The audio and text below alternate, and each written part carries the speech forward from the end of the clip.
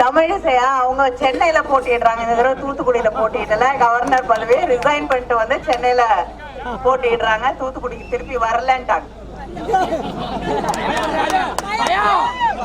ஆனா வேற ரெண்டு வேட்பாளர்கள், ஒண்ணு பிஜேபி கூட்டணியில் இருக்கக்கூடிய ஒரு கட்சியுடைய வேட்பாளர், இன்னொன்னு அதிமுக வேட்பாளர்.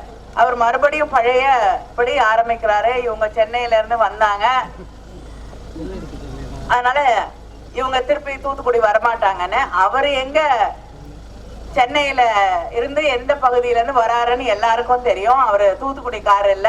அதனால நான் அவரை விட அதிகமாக தூத்துக்குடியை சேர்ந்தவள் என்ற உரிமை எனக்கு இருக்கிறது. செய்திகளை உடனுக்குடன் தெரிந்து கொள்ள உடனே சப்ஸ்கிரைப் பண்ணுங்க.